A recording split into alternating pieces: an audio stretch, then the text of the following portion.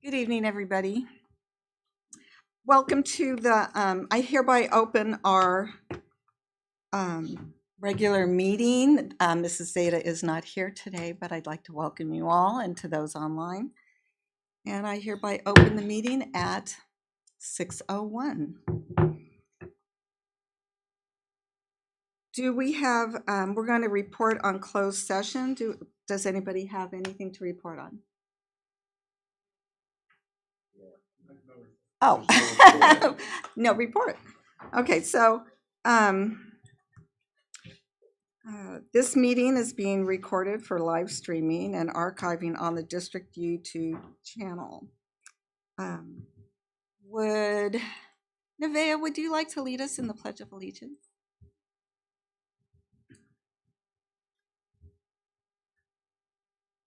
Allegiance to the flag of the United States of America and to the republic for which it stands, one nation, under God, indivisible, with liberty and justice for all. Thank you, Nevaeh. Do I have a motion for the approval of the agenda? I move that we approve the agenda as written. In a second. I second it. Thank you. Roll call vote? Yes. Trustee Grubbs. Yes. Trustee Moss. Yes. Trustee Maselli. Yes. And Trustee Hirsch. Yes. Thank you.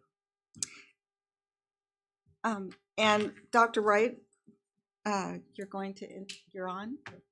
Okay. Good evening. At this time, we have a special presentation. I would like to introduce Principal Rhonda Fleming to present Mary Farmer Elementary School. Good evening, board and our superintendent. We are in for a treat tonight. I am happy to introduce Brian Douglas.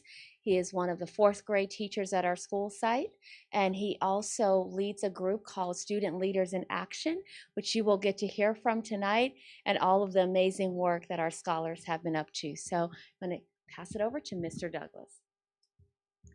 Thank you. I've had the pleasure of being student council, Students in Action advisor on and off over the last 18 years at Farmer. And this year we have about 35 members that have been doing different activities at school and in the community. But these 3 have done such a wonderful job preparing. I'm going to let them introduce themselves and take it away. And all I get to do is click this. Oh, let me move this here. That.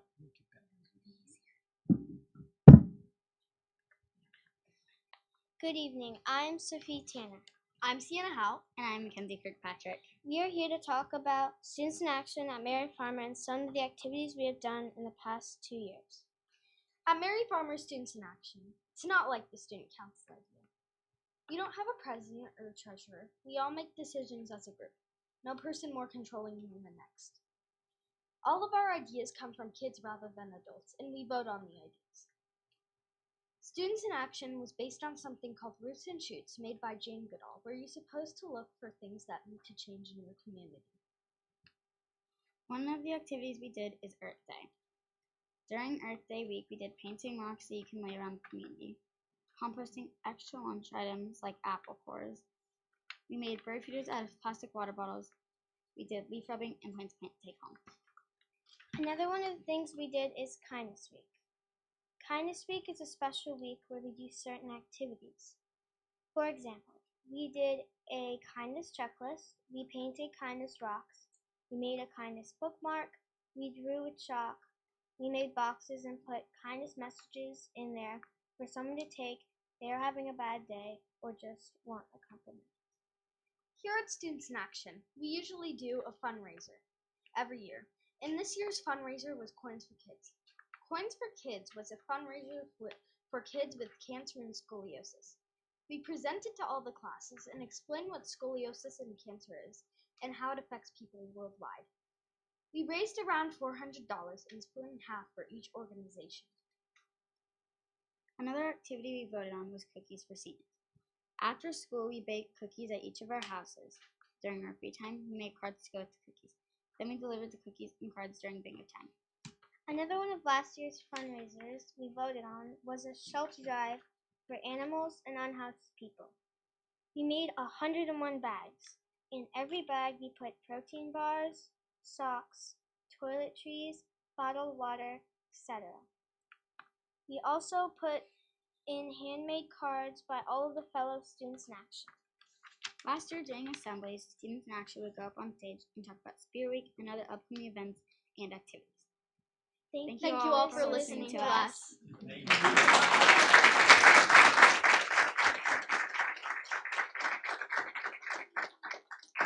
That was excellent.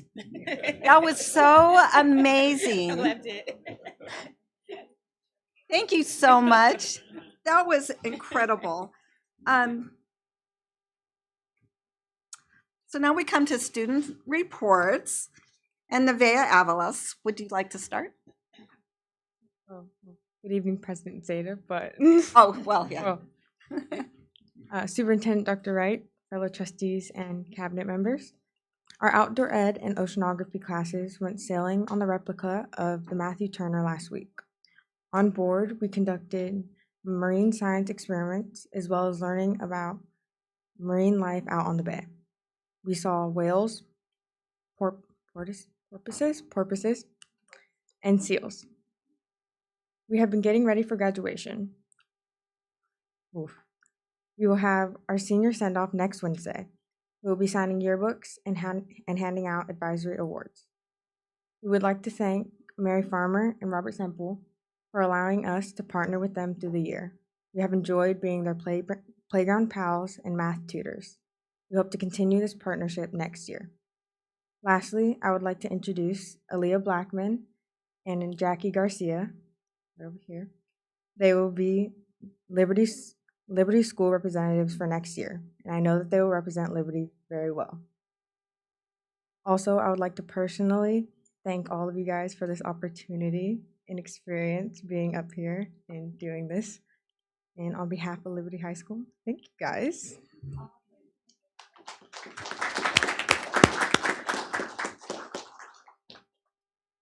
And next we have Nicholas Trujillo, sophomore vice president, and Gabriel Mueller Ramsey. Thank you.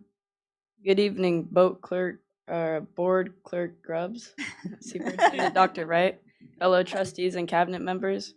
My name is Nicholas Trujillo, the sophomore vice president for the Benicia High School. I am Gabriel Mueller Ramsey for the junior vice president. Approaching the end of the school year, students have worked diligently and illustrated the school's rise expectations in closing to finals. The leadership class organized the Wellness Week with food and fun activities as part of their collaborative efforts to lower stress levels and improve the students' well-being. Last week was junior state testing with the subjects of math and English, and on Wednesday, May 17th, was the freshman band orientation in the gym. Along was the advanced dance team, having performed their dance show from Thursday, May 18th throughout Saturday, May 20th in the auditorium. Today, we had 2 de-stress service dogs in the Wellness Center for students to relieve their stress. But also today was the senior parade, where seniors wore their caps and gowns and marched from high school to their elementary school at 1:30. Senior banquet is currently hosted at Benicia High School from 6 to 8 p.m., along with early yearbook pickups for the seniors. Tomorrow, the 27th, is all yearbook distribution for students to pick up before joining the after school, and also the step down rally with the Panther Bowl happens the night from 7:30 to 8:30 p.m. as well. Next week, Monday the 29th, is off for Memorial Day, Tuesday being the normal scheduled school day, and Wednesday, Thursday, Friday being the finals day. Last but not least, we'd like to thank Miss Wheat, our leadership teacher, for our lifetime commitment to teaching at Benicia High School and the extraordinary influence she had on the school as a whole, as she is retiring this year. But also, we would like to wish the graduating seniors here at Benicia High School for a successful and commemorable future. Thank you.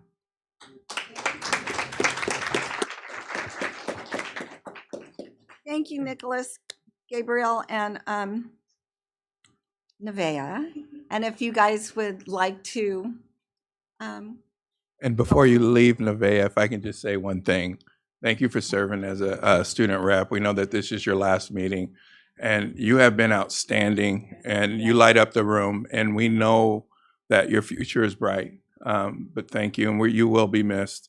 We're looking forward to celebrating you and your classmates next week at the graduation, but I just want to take time to say thank you. thank you, Nevaeh. You guys are welcome to go on and do other things with the rest of your evening. Go study for your finals. Yeah.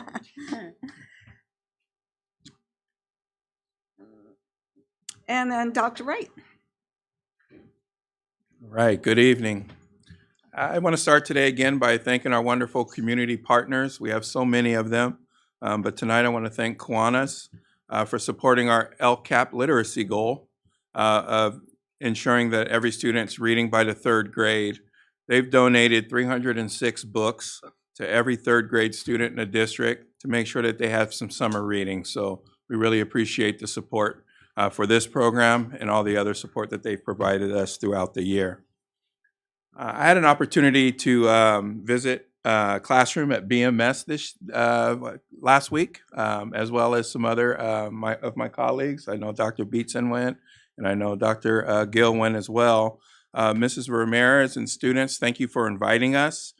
They shared their vision for their recycling program that they want to implement, and they're going to bring that to the board sometime in the fall as they're still preparing it. But they also played some math games, and they're a pretty competitive group, and they have competitive trash talk going on in that class. But I will say that walking in there, it fills up your cup, and it reminds you why we do the work that we do. And we played a game, Skunk. It's a probability game and an addition game, and you know, it's a lot of fun. And I just want to thank them for inviting me and allowing me to play with them a little bit. I'd like to provide a staffing update. We are still in recruiting season. We're in the process of recruiting our teachers. We still have a few positions open, particularly in special education. We did have a recruiting fair last night that was fairly successful. This time of year, it's not uncommon not to get as many applicants through the door as you would have in February, but we had about 40 applicants come through, which is pretty good. And we held 20 interviews, and we have some potential hires that we're following up on, hoping to join the team. It is always our goal to make sure that we're fully staffed on the first day of school, and we're making great progress. So I want to thank Dr. Gill and her human resources team for putting that together, and we are moving forward. We are also seeking a principal to lead Joe Henderson Elementary School next year, and also a vice principal to lead BMS. So both positions are posted, and we're actively searching. We are going to solicit stakeholder input for the principal position on Tuesday, May 30th at 6:30 p.m. at Henderson, and that communication was sent to the Henderson community today, and we're looking forward to getting some input so that we can find our next leader of Joe Henderson Elementary, and also BMS as well. We'll also meet with the staff on the 31st, and then we'll conduct panel interviews probably sometime in mid-June. End of the year is approaching. Have a lot of activities next week. For the most part, promotions and graduation ceremonies. Just to recap them, on the 31st, we will have a promotion ceremony for Mary Farmer at 9 a.m. and Matthew Turner at 6 p.m.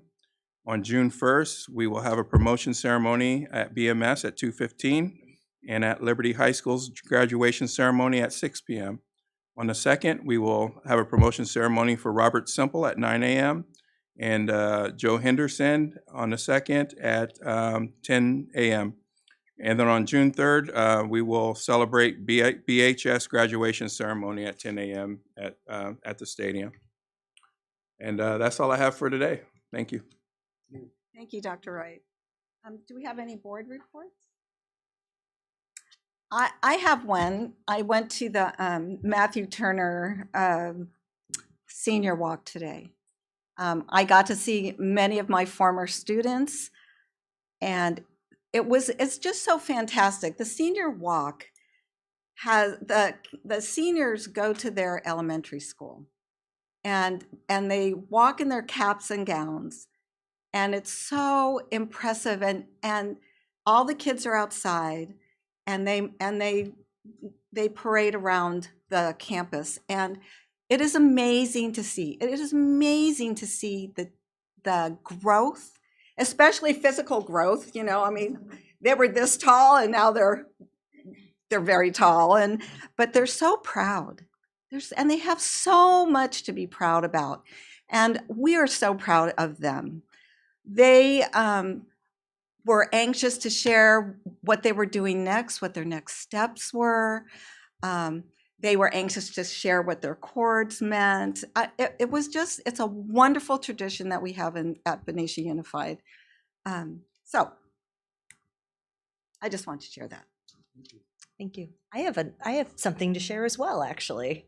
I attended a couple of open houses, but BMS in particular. I attended the BMS open house at the middle school, and I thought it was very well done. All of the teachers were there in front of their classrooms. You could talk to anybody you wanted. I was able to meet my son's 7th grade teachers, and I was able to meet all of his 6th grade teachers as well. And I'd encourage, in the future, for the community, please come out to the middle school and check it out and talk to the staff and the teachers. It was a very well done event. Thank you, Mrs. Hirsch. We're going to go on to comments from members of the public. So all functions of the board meeting, including public comments, will take place in person. Members of the public may address the board at a regular meeting or any item within the board's jurisdiction. Speaker cards are available at the entrance table. Please note the item that you wish to speak to and submit a card to the board secretary. The board president will call all the open session general comments, Government Code Section 54954.3, during the public comment item. Comments for items on the agenda will be called during the specific item. Comments are limited to no more than 3 minutes per speaker, or the board may limit the total time to 20 minutes per item with the timer displayed on the monitors. By law, no action may be taken on any item raised during the public comment periods, and matters may be referred to staff for placement on a future agenda of the governing board. Please be reminded to keep your comments respectful, as students may be watching the board meeting. Thank you. So, Mrs. Largaspada.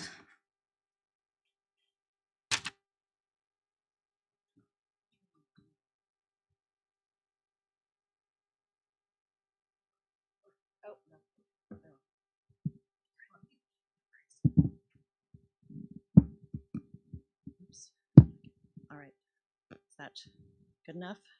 Okay, perfect.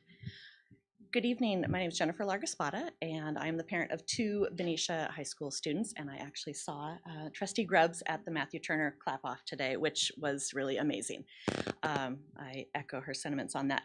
I'm here tonight because of the recent issue that came up around the Benicia High dance program. And I first wanted to thank the district for taking such quick action to work with the high school and to find a replacement while Ms. Sanchez is out, because that is very much appreciated.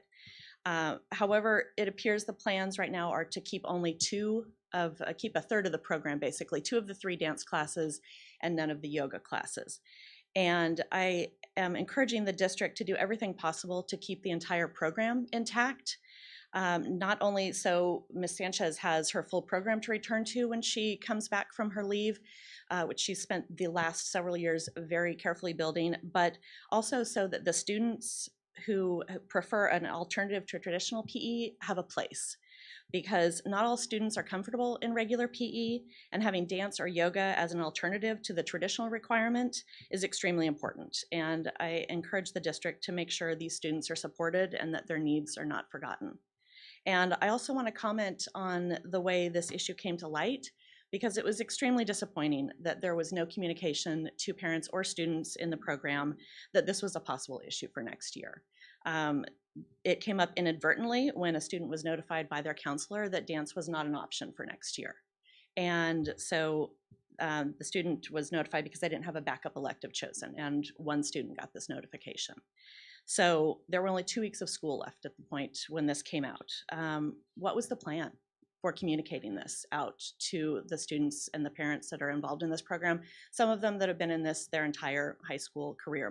Both my daughters have participated in this program. Would there have been formal notice, or would we have found out when schedules came out? And in August, and it's obviously too late to do anything at that point. So when the students were told dance wasn't an option, the students started a petition, and students and parents emailed the district to let them know that they were upset about the program not continuing for the next calendar year. And at that point, the high school did put out a statement saying that the program was in fact canceled for the 23-24 year. They called it a pause, but there's no program for next year, is what we were told. But due to the petition and the letters, the district got involved and, to try and find a replacement teacher. And I just find it not acceptable that the high school was prepared to completely cancel a program without looking for a replacement. The job posting did not go out until after the students started a petition and letters were written by the parents. And I thank you, Dr. Wright, for getting back to everyone who wrote to you. We very much appreciated that. Is that my? Thank you. Okay. But I encourage you guys to please have better communication and to work with the program. Thank you.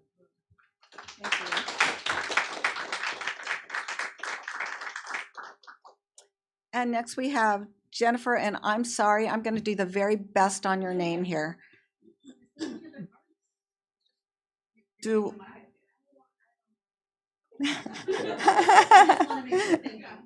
Jennifer Delafossi? Delafossi. Delafossi. Thank you. Thank you. All right, the clock almost begun. All right, well, thanks everyone. Okay, here we go. Can you hear me? Excellent. Thank you. Good evening, everyone. My name's Jennifer Delafosse, and I'm wearing a gray and black kind of jersey with a black sweater bun. And I just wanted to echo the sentiments of my good friend Jennifer Largaspada. I also have a Benicia High graduate during COVID, actually, and she's an alum of BHS Advanced Dance. And I have an incoming freshman who is going in, and so this is definitely one. I want to appreciate the response. I think anyone who received a letter from the community did receive an immediate response, and that made people feel heard. And I think with swift action after that, I will say I appreciated Gabriel's mention of Wellness Week last week in preparation for finals. It was really stressful. I just have to mention, I mean, I'm nervous talking about it up here, but my kids were very emotional about it. Very stressful.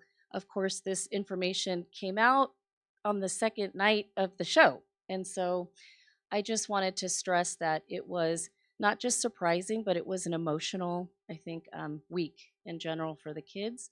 So appreciate the response, really looking forward to seeing what comes out of it. And I think, want to feel comfortable and confident knowing that my freshman is going to have a program to start in the fall. So with that, look at that. I saved a minute and a half. But thank you for listening, and I look forward to seeing more communication. Thank you. Thank you. Do we have any more comments from the public? Okay, so it's just comment. So we'll go to item number 11. Approval of the consent calendar. We do have, so we have 11A, B, and C. And then D and E will have a separate roll call vote. Oh, thank you. Background information on these items is provided to the board prior to the meeting. A common motion takes action without discussion on roll call vote unless discussion of items is requested by the board member. Does anybody have a discussion? Okay. So the approval of the consent calendar. Can I have a first? Yes, I can make a recommendation that we approve the consent calendar as presented. And a second? I'll second. Thank you. So now So we're going to correct me. take a roll roll call. call on that section. Okay. And then we'll follow up with the next Thank roll you. calls with no motions. Okay, so trustee Grubbs, Yes. trustee Moss, Yes. trustee Maselli, Yes. and trustee Hirsch. Yes. Thank you. And then we have consideration and approval for resolution number 22-23-16, declaration of obsolete e-waste. Roll call.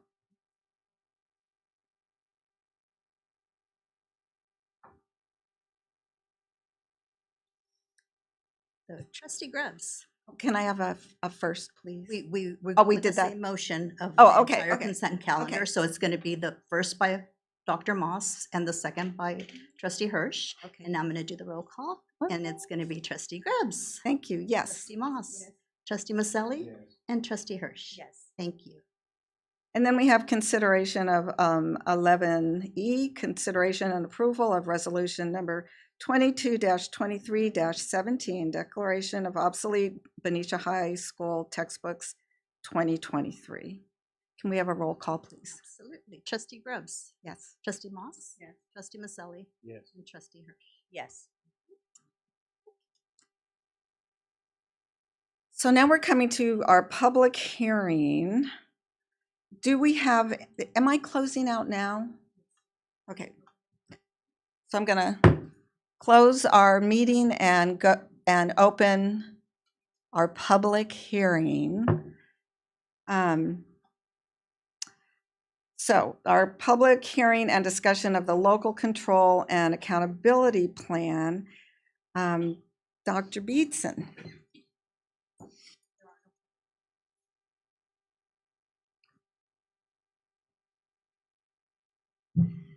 Good evening, and thank you very much. I am here to walk you through the LCAP development process. Tonight's a public hearing. Ask any questions, provide any feedback, and then I will bring this back at our next board meeting for approval. Okay. Things here.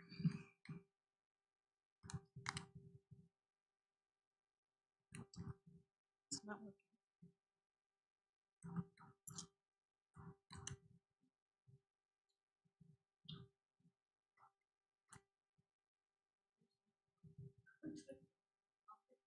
Okay.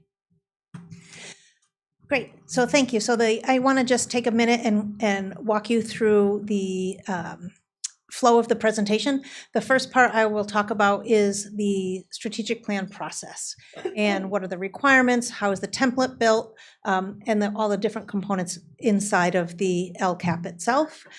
I will talk a little bit about funding sources, and I will go into that at some length, but I know that my colleague, Mr. Rahill, when we get to the next public hearing for the budget, will go in even more depth. The next part of the presentation is metrics, and I'm not going to spend a lot of time on that unless you would like me to. They're all pieces of presentations I've done prior to tonight, but it's important to see the flow because the LCAP is built on how are we doing? What is the data telling us? And that helps us inform our actions and services. But if you have any questions on that section, please don't hesitate to ask.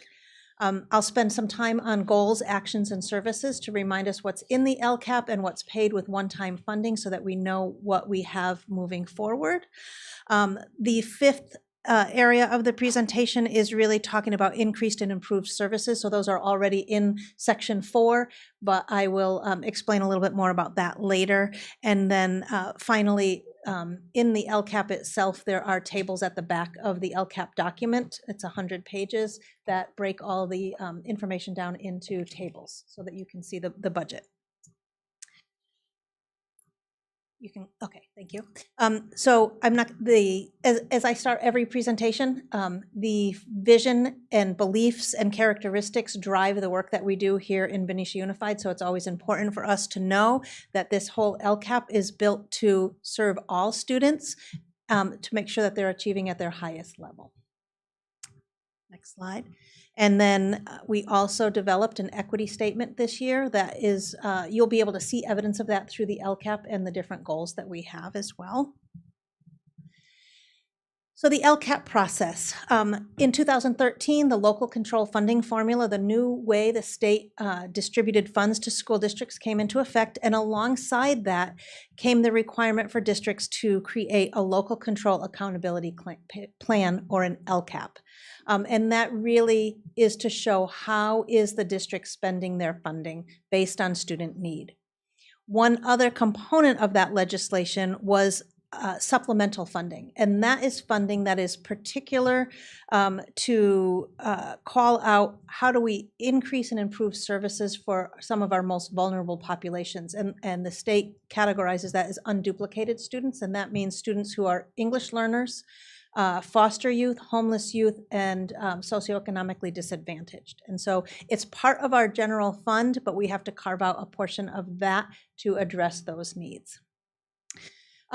The template itself, so the LCAP, the way it's set up, is driven by the state. We don't have control over what that looks like, but there are several sections, and I think of them as chapters. And so the first section, if you look at the written LCAP, is the parent budget overview, and it's really just a couple of graphics. I will tell you they're not fantastic graphics. It's how the program loads it. It's all the same information that Mr. Rahill has as well. There's another section called the annual update, and part of that is embedded in the goals section, and then part of it is embedded in the budget charts at the end. And really that section says, what did you plan to do, and did you do it? What did you plan to spend, and what did you actually spend? So that's the annual update based on this year's LCAP. There's a section on engaging educational partners, and so that is how did we collect feedback and get input on the LCAP, metrics, local indicators, and so there's some things in the LCAP that the state requires us to measure and report on, and then we have to also come up with local indicators as well, and then again that increased and improved services. And then the last part of this process is compliance. And so tonight is a public hearing where we can solicit any feedback. Next board meeting, I will bring this back for board adoption. Then it goes to our county office for approval. That happens in a meeting in July. And then once that gets approved, we send it off to the state for state approval. And we will hear back from them in September usually. So annual update. In a nutshell, we were really blessed to be able to say that all of our actions and services were implemented in all the goals. We had some budgetary differences because of some participation in content collaboration days, which we had planned to do, but we didn't have enough substitutes at the beginning of the year. We have been able to hold them in this last few weeks of school, and they've been very well received. And in the goal 3, we did have some higher expenditures than we had anticipated because we had to replace additional technology than we had originally budgeted for in the LCAP. And then we provided busing for our Title I elementary school for outdoor education because they were having a lot of trouble getting parent drivers. And so that was really important for us to do, and that's part of that increased and improved services.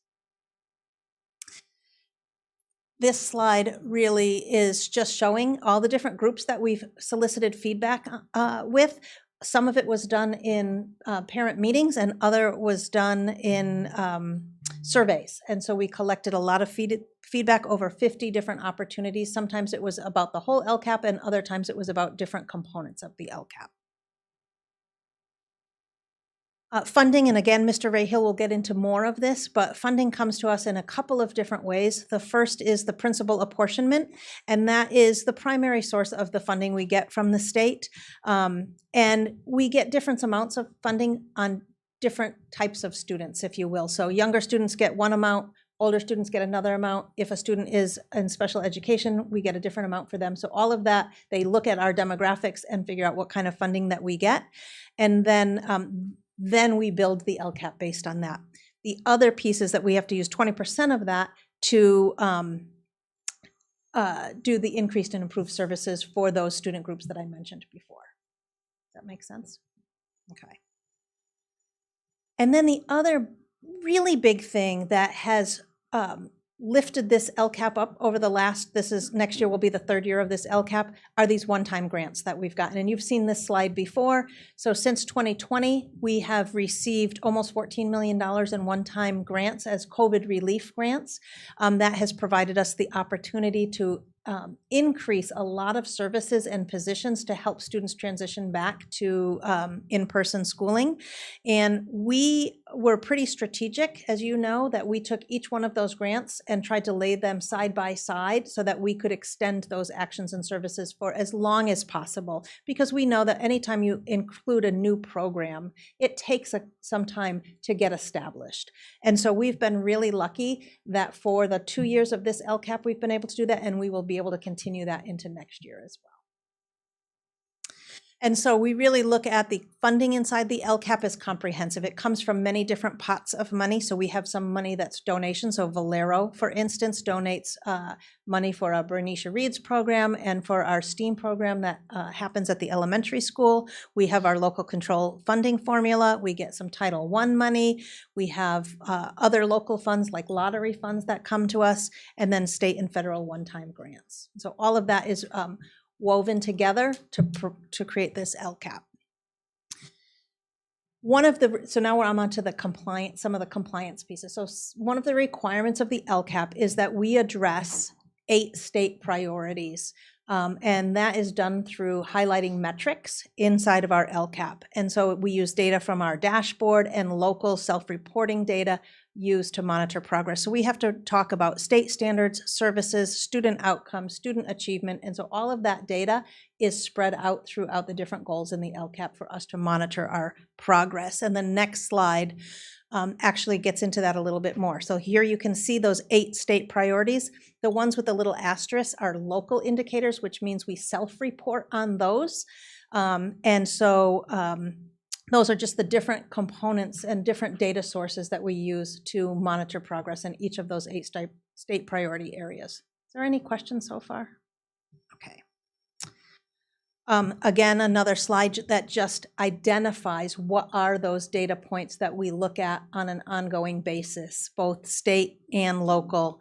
And then we also have program effectiveness data. And so one of the things that was really important to our LCAP team, which is made up of parents and staff members, is to look at all of the different actions and services inside the LCAP and say, well, we know that we look at our absenteeism rate and our suspension rate and our how do we do on our local and state assessments.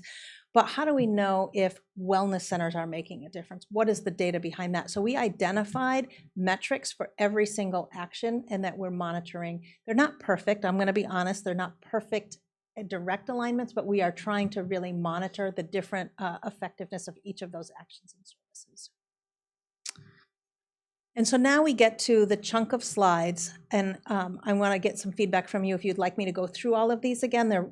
They're slides I've presented in previous board meetings on the key data points that sit underneath this LCAP. And so I'm happy to go through them or if you have any questions. So the first ones are all on our state data. And one of the things I did want to point out is that the LCAP requires us to identify where are we successful. You'll see that in the beginning of the LCAP. And then they used to do the 5 color codes, red. So I still do that because it's easier for me to think about. But anybody that's performing in the lowest 2 bands, so it used to be red and orange. This year they did all purple. We have to call those student groups out. And so in the metrics inside of each of the LCAP goals, you will see why some student groups are called out and not others, because it's a requirement of the LCAP, because our job is to make sure that, yes, we want all students to succeed, but we have to actually focus in on the student groups that have opportunity gaps. So that's why you will see some of those groups called out here. Does that make sense? Okay. And so these slides, and Ms. Martinez, if you can just kind of sort of click through, these are our data points that we continue to look at as we build this LCAP. So the successes, the identified needs, And again, both state and local data. And then remember, I pointed out, and it's all woven together because of our performance and primarily in chronic absenteeism. Most of us have been eligible for CSI and ATSI at all of our schools. So that's comprehensive school improvement and additional targeted school improvement for those same measures. So there's 3 different ways: differentiated assistance, CSI and ATSI, and then there's a special ed version of when we have gaps in our performance that we have to call out. So that's what all of these slides are. You can keep clicking through those. And then when you get to a slide that looks like this, so that all that first stuff was state data and academic data. And then remember I talked about we've identified particular metrics that we're looking at for actions. And so here's an example of, and I've presented this before, the data that we had from some of our key actions, our big actions that we've been able to provide in the LCAP. And so this is Wellness Center, and you'll see the next one is intervention. How did our students do? Counseling, because we added a new counselor. So we're trying to monitor all of that. And then there's a summary slide on the feedback that we received through all of those educational partner input sessions, through meetings and through surveys. We did an overall satisfaction, and I think I shared this with you before, but really proud that we have increased our overall satisfaction with the district. So that's the question right there that goes out on a survey, and we have almost 82% or 81.4% of our families are satisfied or very satisfied with the overall program. And so all of that has led to us creating these 4 LCAP goals, and that happened 2 years ago, and we're continuing with those 4 LCAP goals in this upcoming school year. So 2 of them are highly focused on academics, and 2 of them are social, emotional, and equity goals. Even though equity is woven into all 3, the other 3 goals, we wanted to have a really transparent equity goal as well. And so now the next few slides I'm going to spend a little bit of time on. So these are the actions and services that are inside the LCAP. And I will tell you, we are able to keep everything that we've done in the past with those one-time funds. And the things I put in red are actions that are funded with one-time funding. And so we have enough of that one-time funding, remember that almost $14 million, to continue these next year. I will tell you, after that, I don't know. After next year's LCAP, we're going to have some hard conversation unless the state rolls in some more one-time money. And so that's why we're taking some hard looks at what is our data telling us. And so we've been able to add an elementary counselor, which we're continuing, social emotional training and curriculum. We've been able to staff our wellness centers, special friends, second step, mental health clinicians, some programs like Care Solace, which is a concierge service. So if a family has either themselves, a family member, or our student in crisis, instead of trying to find a mental health provider or a counselor or a therapist on their own, they can call Care Solace and they will connect them with a service provider that's in their network. And so instead of a family trying to navigate that system on their own, this service helps them as well. Also in Goal 1, we've been able to provide additional campus supervisors and noon duty supervisors at our schools. We've had some good professional learning occurring both on our professional development days and content collaboration days.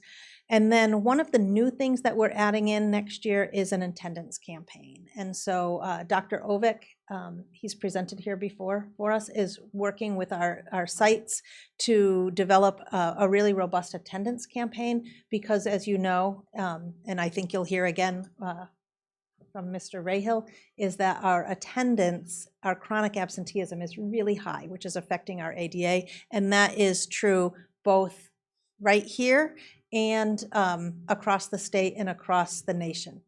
It's a pretty common, and people are trying to figure out how do we get kids to come back to school at the rate on an ongoing basis.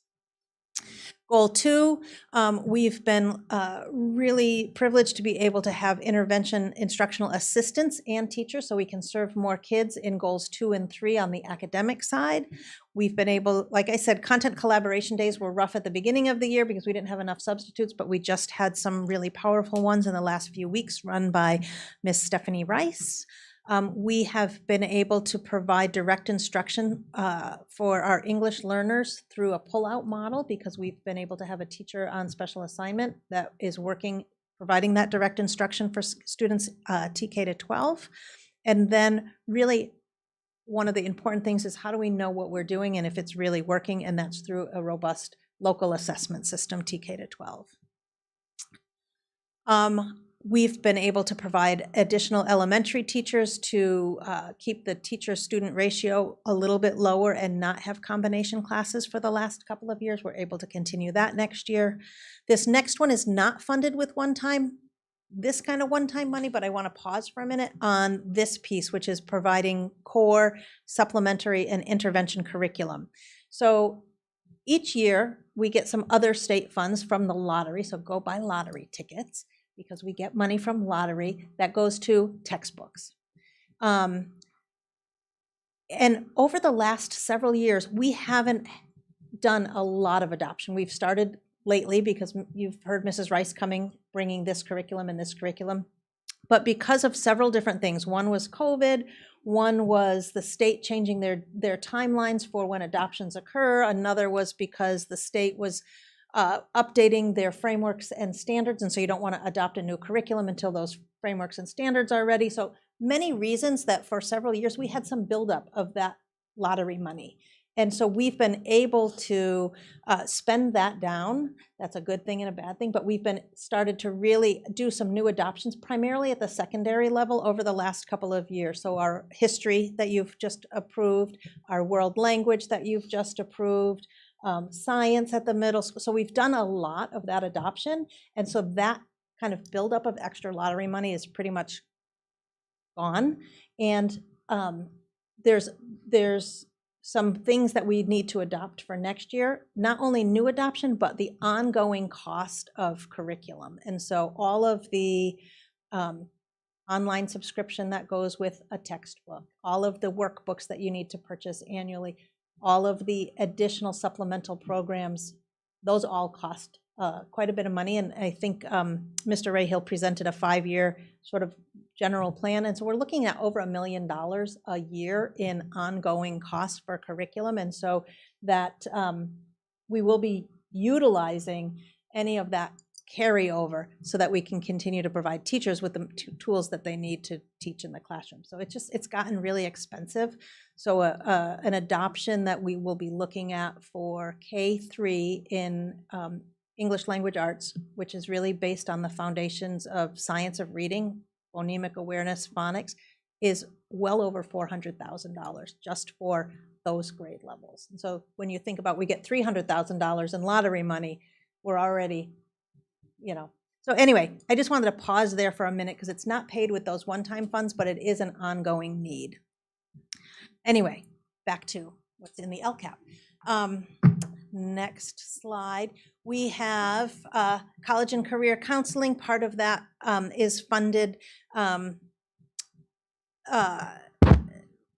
provide extra service for our secondary schools, CTE program. We've had to increase our IT technicians because we have one-to-one Chromebooks now, our STEAM and band programming, replacement technology, outdoor education, and then the ELOP after-school program, and that's ongoing. Those are ongoing funds. And then finally, our last goal, we have recruitment fairs. Dr. Gills hosted 2 wonderful ones and done a great job. We have district-wide professional learning days. We've been able to do the Willie B. Atkins program. I was just able to go Monday evening to their final ceremony, which was wonderful, and the students are very, very appreciative, as are the parents, of us being able to fund that program as well. So those are big components of Goal 4. And then this slide, there's nothing new on this slide. It's pulled out from those previous slides I just went through, but these are the things that are tagged to increased and improved services for our supplemental funding. And so it's extra outreach, really focusing on what do the students in those student groups need to succeed. And then, what is not included at this last year, we had provided some extra sections at the secondary level, and we've been able to absorb those through declining enrollment in class size. So we did not include extra 2 teachers there. And then this is the terrible graphic that I talked about. This is the parent budget overview, and it really just shows the total general purpose revenue that we receive from all the different sources. And I think Mr. Rahill has a much better slide, but this is in the template. And then the next one shows the difference between total budgeted expenditures and what's in the LCAP. I included a glossary of terms. I hope I got almost everything there. And that's the presentation. Any questions? I'd like to say that I appreciated the glossary of terms. I couldn't believe how many there were, quite frankly, when I kept going back through the slides. I know. I was so happy when I got to the end because I'm going, wait, what does that mean? So, any questions? I have one question. Sure. So I reviewed the larger LCAP document that was attached to the agenda, and I was wondering, because with the ELD and the math scores, are we going to be doing anything different to try to address the learning in this next year? Yep, great question, thank you. So we're going to be continuing. So this was the first year we've been able to. So at the secondary level, we provide sections for EL, and that I think was on here. Where students, the issue is we can't force students to take those classes, but we highly encourage them to take those classes. So they get their reading class, and then they'll get an EL class as well at the secondary level. At the elementary level, they get EL services in their general ed classroom. But then this year we were able to have our TOSA, who pulled small groups, that we had that for about half a year, and then she's been helping out in another area in our district this year, so that kind of got put on pause. So we need to continue that. We need to look at part of the curriculum that we've talked about. The current curriculum that we have for ELA doesn't have great embedded EL lessons or accommodations, if you will. The program that we're looking at has it very much spelled out, so that would be a big help for that. And for math as well, we started doing some math tutoring with our assistants. Part of the problem is we have only a handful of folks, and we try to address the reading needs first, and then if we have space in the day, we pull students for mathematics. In addition, we have a supplemental program that we've been using called Imagine Math, and so we're going to try to increase the use on that. And then doing some real work again on standards and what does that look like with our staff. Yep.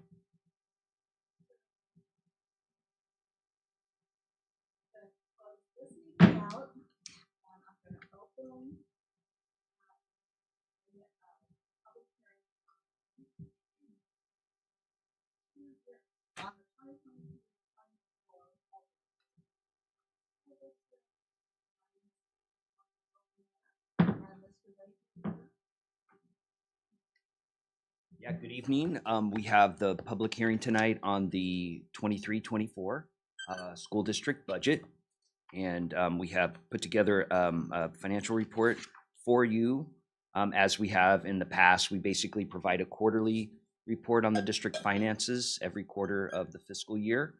And this is the public hearing on the start for the 23-24 budget year, which starts on July 1st.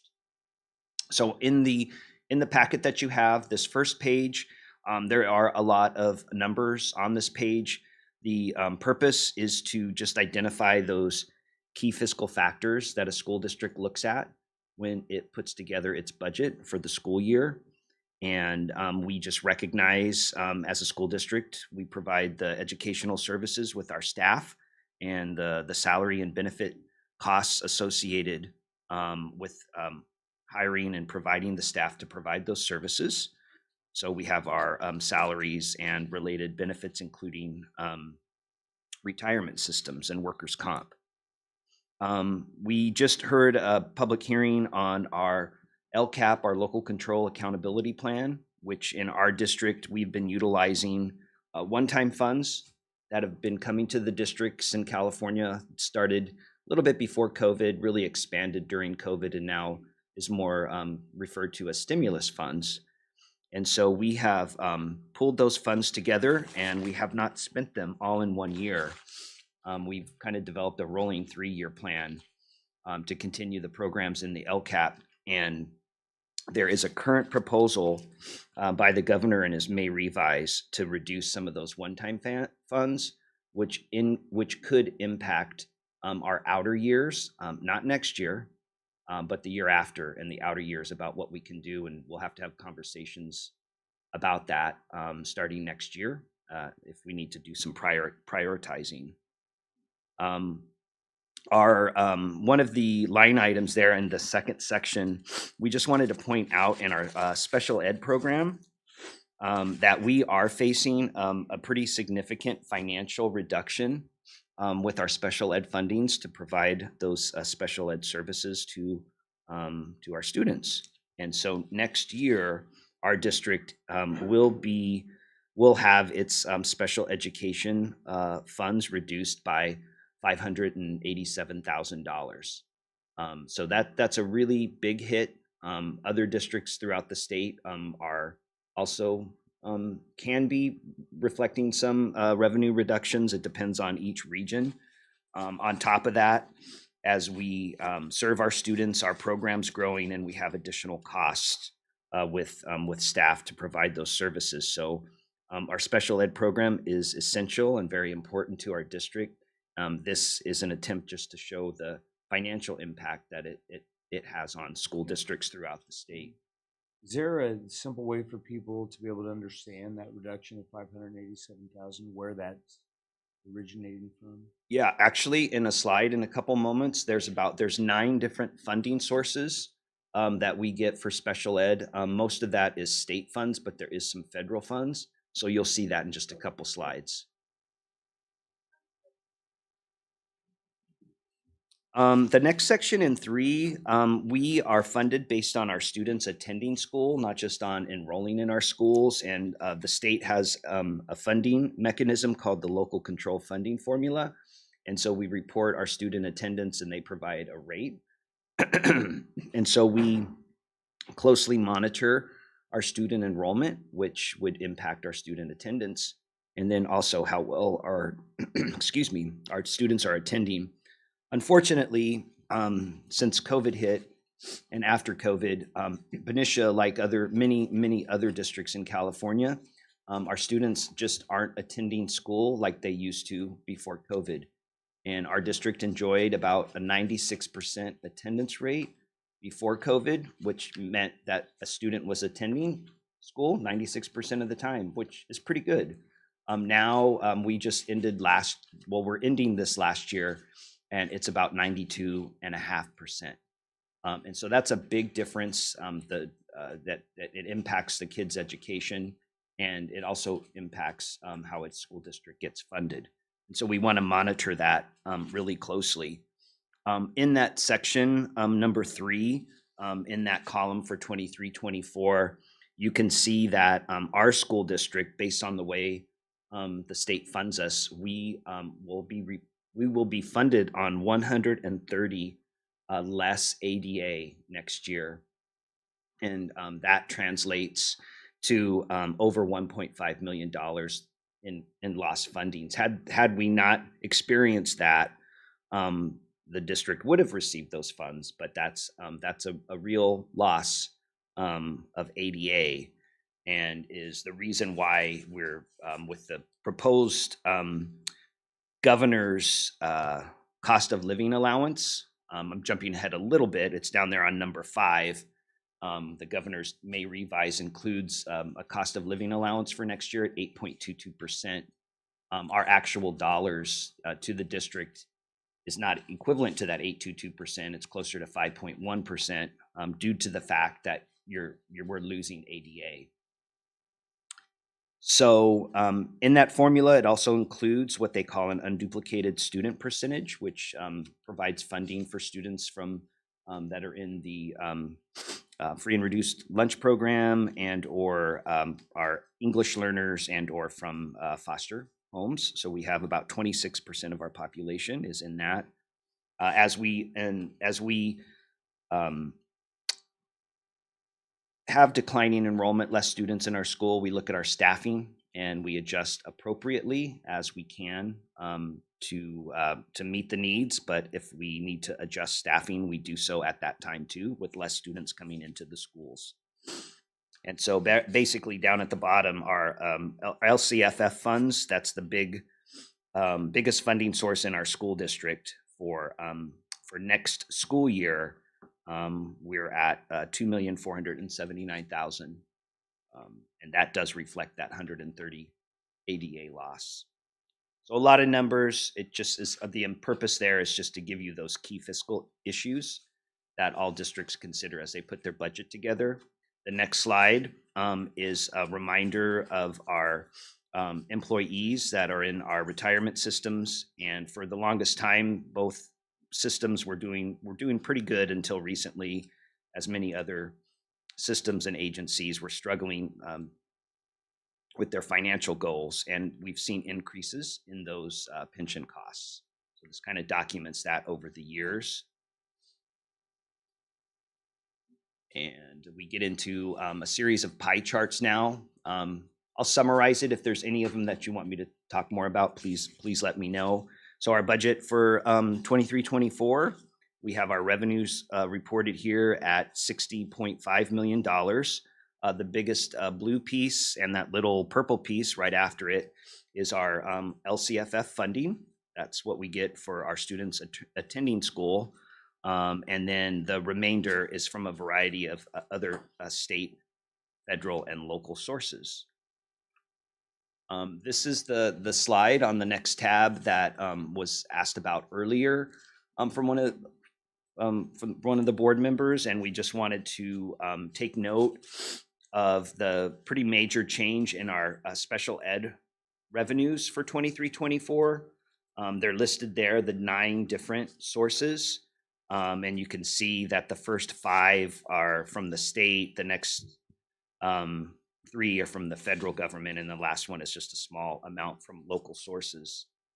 And so that $587,000 is a real revenue reduction.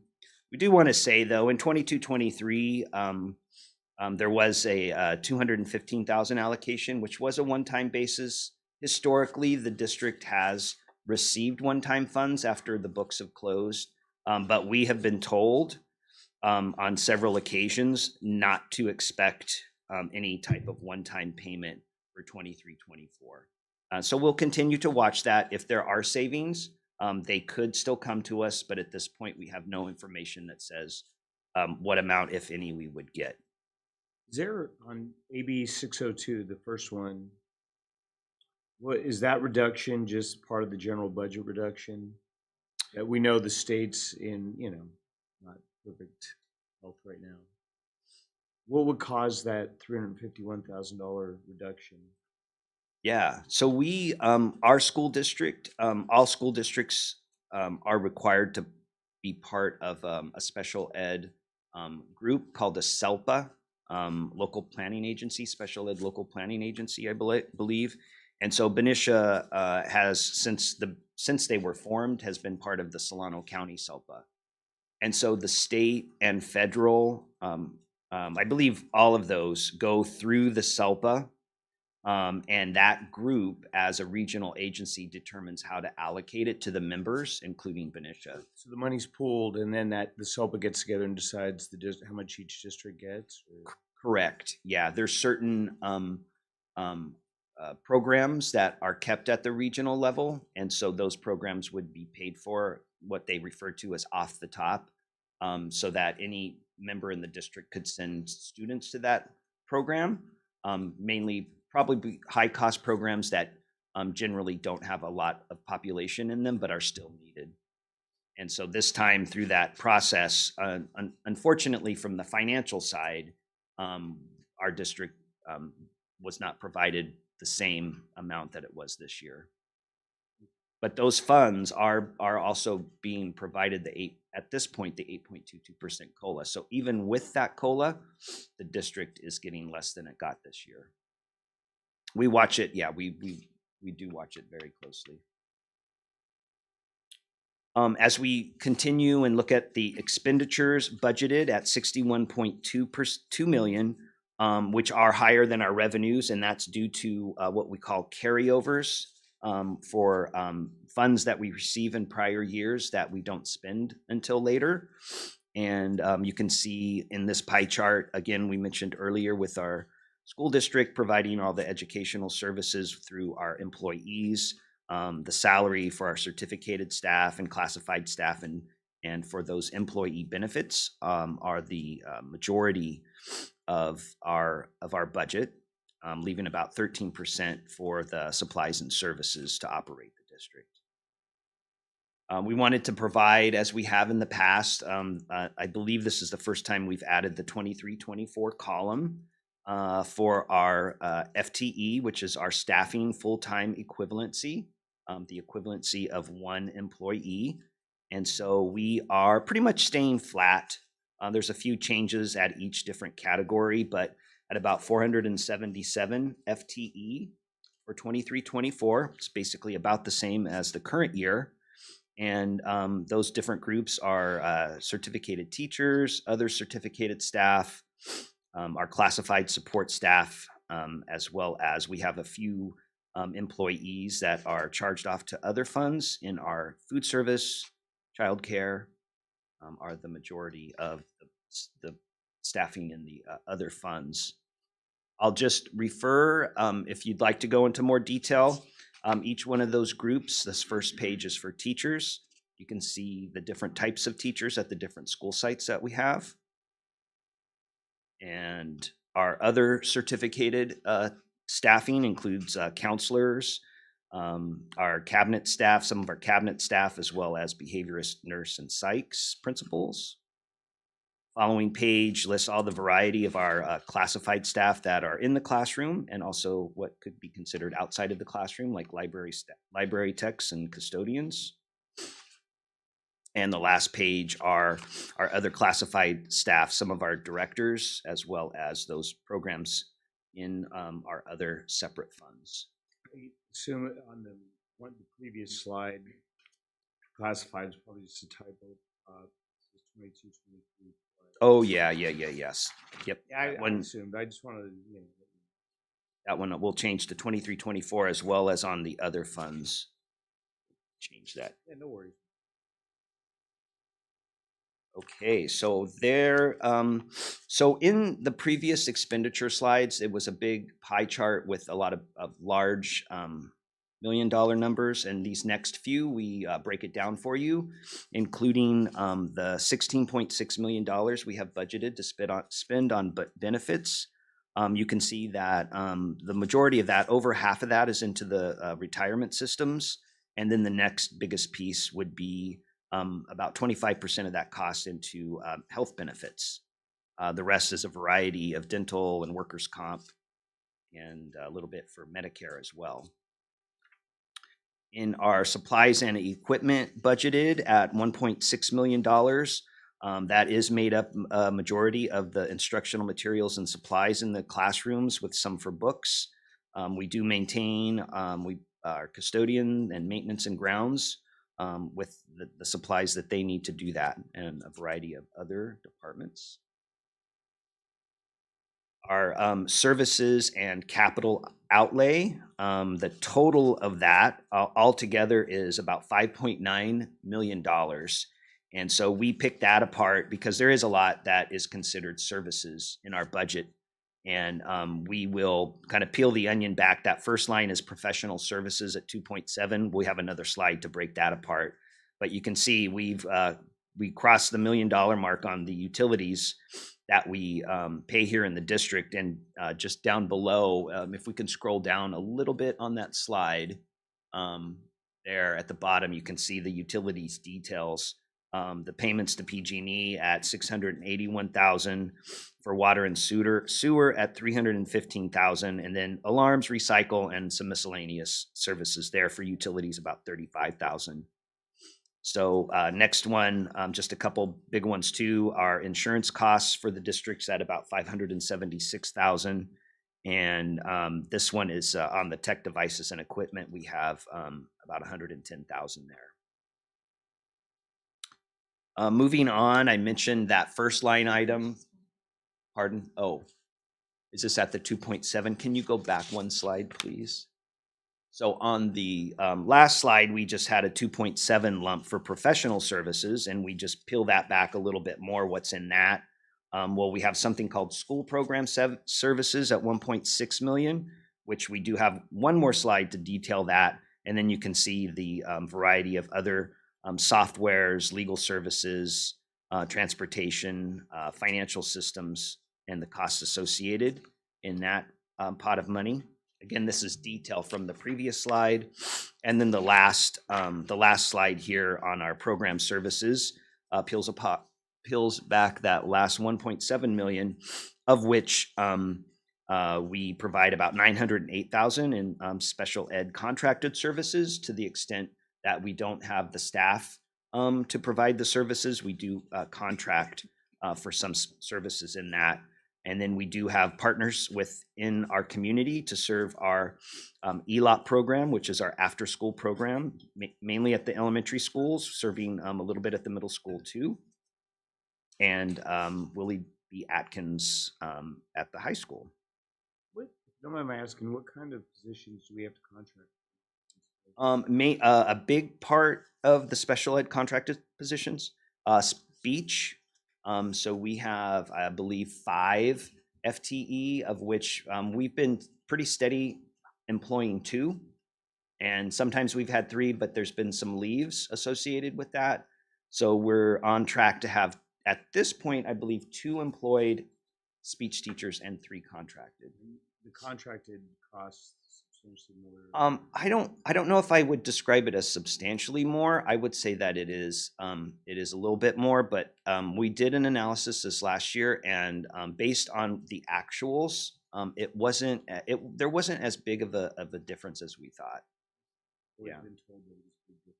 And it's hard to find speech therapists that want to be part of a district. So it's a private thing. You contract out, and usually costs more than that. Thank you. You bet. And so this next slide, this shows what funds are scheduled to be in our fund balance under these budget assumptions at the end of the next fiscal year. And so just a big note on this is every school district, they present their budget at this time of year based on the best information they have at the time, which is the governor's May revise. Now the state legislature is looking at that May revise. They're meeting. They're going back and forth to see what will eventually end up in the state's budget for action and adoption by the end of June. Unfortunately, school districts don't have the luxury of waiting till then. They're forced to pass their budget now, and then after state adoption, we come back in that first meeting in August with any revisions that are needed to be in compliance with the state adopted budget. So at this point, we use the May revise, which includes the additional revenues from the LCFF, from the governor's May revision, and all of the known expenditures that we have to date that we've gone through on those previous slides. So just of note, one of the expenditures that doesn't get included with many school districts is due to the ongoing process of negotiations. Sometimes that's settled before the year, which we've enjoyed a few times in recent history. At this point in time, we're not at that point, and so the negotiations are ongoing. So there aren't any of those costs, any of those expenditures reflected in this, as there aren't any other types of additional programs that would be reflected in this as well. And so through that process, whenever negotiations are settled, or if there's any other types of programs, then those costs would come out of any fund balance that the district has at that time. So again, that's just kind of the information that you have at the time that the budget's put together. And with those assumptions, the district does meet its minimum reserve levels plus these additional ones listed on this page. And that will allow our district to provide for a positive certification with the 23-24 budget. Going down that list, we have our state reserve for designated 3% for economic uncertainties at 1.9 million.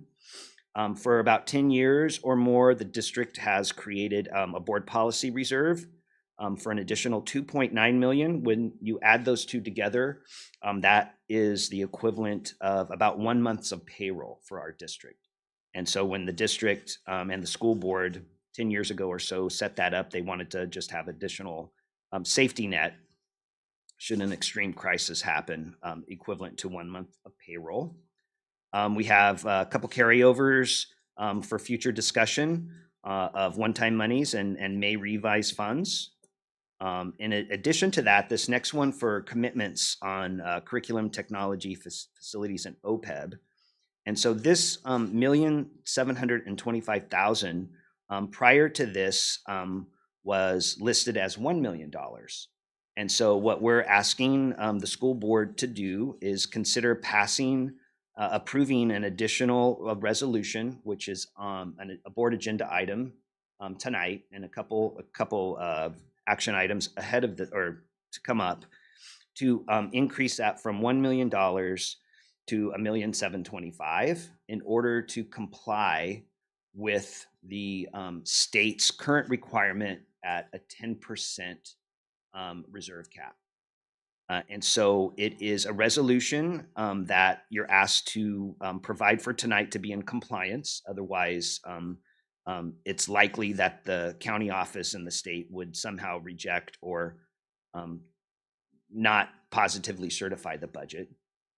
In the packet, we've also included the FCMAT, the Fiscal Crisis and Management Team's fiscal alert that talks about this option for a school board to commit funds in order to comply with the 10% cap.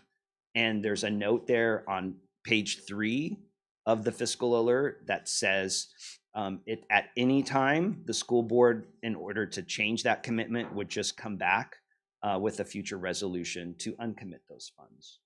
So it is truly at the board's discretion to commit today or later in the agenda item to comply with that, and then it has that discretion to come back at a future meeting to uncommit those funds. So that hopefully provides a little bit more information on that commitment of the $1,725,000. The final 3 commitments for different restricted programs are detailed on the following page. So one of them, let's see, I think you'll see that on the next page, but yeah, we can just go to the next page. There was a little bit of detail on the previous one. I'm sorry. Yeah. You got it. So these are the 3 carryovers that are from the previous chart, and this just provides you the line item detail for each one. You can see there is the biggest one up there is for the childcare and preschool programs that have accumulated funds over many years. Their facility funding really isn't as guaranteed as other funding. We can assist with that, but they are preparing themselves in case there are additional facility needs or other program needs with that. Educator effectiveness at $509,000, that will definitely be spent as part of our LCAP plan. We have some Medi-Cal funds and donations. Lottery books will definitely be spent in the coming year. That middle section, the next section that talks about restricted new state one-time monies for this year, that's the big one that's the big topic right now. And so prior to the governor's May revise, there were these two new big one-time funds called Discretionary Arts Music and Learning Recovery Emergency. And so our district was on track to get $2,078,000, and the governor then, and those are the carryover amounts. We've spent some of those down a little bit, but after the May revise, the governor would reduce that down from $2,078,000 down to $884,000. So that's a pretty significant reduction. About 2 hours ago, we got an updated alert from the Sacramento that said the Senate came out with a proposal and the Assembly came out with a proposal, and they're both not as drastic as the governor's May revise. So there's conversation happening in Sacramento about trying to minimize the reduction that the governor is proposing to those one-time monies. So again, there's going to be a lot of back and forth between now and when the state adopts a budget, but at least they're having that conversation. So let me ask one question here. So with these discretionary one-time monies, this is an example of money we don't yet have, but we've planned on and have spent some, because that's kind of how the financing works with school districts. But now we're anticipating receiving less, correct? Correct. Actual. Yeah. Okay. We get a commitment letter of some sort that says, this is based on the calculations at the state or the revenues at the state. This is how much your district should get for these two grants. And sometimes you get the cash ahead of time. Sometimes you get part of it ahead of time. Excuse me. I can't remember exactly how the cash has flowed for each one of these two, but at the end of the day, those original notices are now under scrutiny with the governor that says, okay, even though we gave you those estimates, we might want to take some of that back from you. So we've been cautious with these. These have been in like a holding tank until we get more information. We've only spent a little bit of the learning recovery one, but it's not that much. And so we're just waiting to see what happens with this June budget. And then the last group is some of our carryover commitments. That first line item, books, that $436,000, again, we have accumulated over many years, and we will definitely be spending down those reserves next year and soon thereafter. So more information and more discussion about what our book needs are, what the financial cost is, and what we will need to consider in the future. A few times now, we are just including this rolling forward. These next few slides are just kind of some big pockets of needs in our district. During COVID, our tech refresh needs have just kind of gotten bigger. And so we just want to recognize that for our students and staff, the computers don't last forever. And we're working with our tech director and our tech committee to identify what those annual needs are and building that into our budget. So we just want to keep that. What's the difference between the refresh, like under tech refresh, staff computer and parts, and then the initial startup needs? What's the difference there? Yeah. So the initial startup needs are, we kind of need to play catch up, and we need to get that initial startup stuff into our system. And so we're doing that. We're doing that as fast as we can and as funding permits. So it's not like we are like under a tech refresh, you might just say, hey, we're buying a staff computer, and that computer, it's going to last 4 years. Maybe it lasts 3, maybe it lasts 5, but on average, it'll last 4. So we really need to count on having a refresh plan to replace those staff computers in 4 years. But right now we've got to play a little bit of catch up. I'll ask him to update that to see if we're in that much of a need at this point in time, or if we've made some progress there. I think we have. Yeah. In addition to technology, the next one is just a reminder, as Dr. Beatson mentioned, we adopt books. And so those books and supplies and materials are getting more expensive. Part of the process, I believe, Dr. Beatson, is through the state of California, there's a process for books to be adopted by schools. And so there's a published list of what your local district can review to get into the schools. So it's not like we can just go out and buy anything that we want. And those come with some published prices too, but they're just getting more expensive. This next slide reminds us that our community and our schools have been fortunate in 2014 to pass a school facility bond, which have done some amazing school facility projects throughout all of our schools in our district. We are spending that down. We're in the last stages of some of the funding for those projects. We've done a great job of getting state funds to augment that, but even those are fully committed. And so the next board item, you will hear about the current status of our bond program and some potential options for the future for consideration. So one of the things that a good school facility bond program does, if the community is so interested, is it provides good sound school facilities, obviously, that don't need constant upgrade and repairs, and it takes the strain of doing such off of the general fund, which is more geared for the operations of the schools versus fixing roofs and floors and things. So more to come on the bond and facility construction programs. In addition to that, we do need to take care of of the things that we have, of the facilities we have, which we call that more of a deferred maintenance plan. So when we have stuff, it's not just like we have to tear it out and rebuild it every time it needs fixing. We do need to put together some ongoing annual deferred maintenance to keep it in good condition. Getting towards the end of the slide deck here, this is a rounded chart that shows our annual operations and our projected fund balance for the current and outer 2 years. So this is basically to show that we're in compliance with meeting our financial obligations as well as maintaining our reserves. And just a couple notes to adjust with the final state budget, and just obviously continuing to monitor the district enrollment. We do, as that previous slide indicated, we do have some reserves set up. We've put together a couple talking points on the next tab.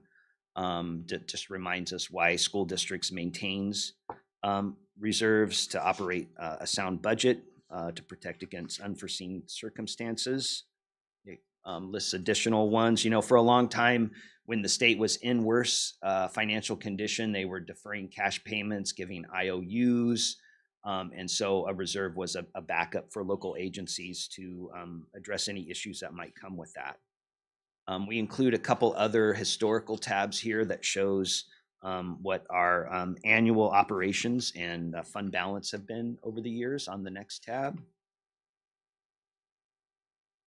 And then in summary, on the very last tab, we have our next steps.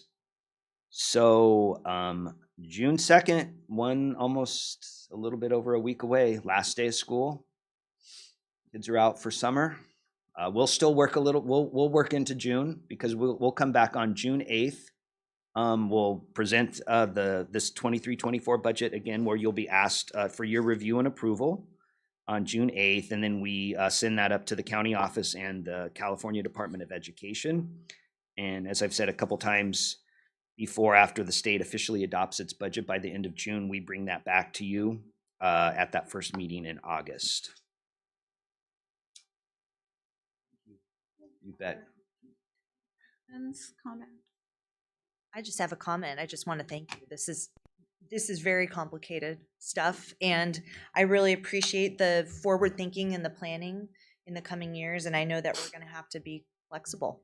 So thank you for building that in. Thank you, Mr. Ahill. I'm going to close this meeting out and bring us back to our action items. So, Dr. Wright, you are on. Right, as Mr. Rahill mentioned, our school bond Measure S has allowed us to address some of our maintenance and facility needs over the last few years, and we're thankful for our community for supporting that. Tonight, we invited Mr. John Isom from Isom Advisors to present to the governing board about potentially seeking data regarding a school improvement bond. So, Mr. Isom.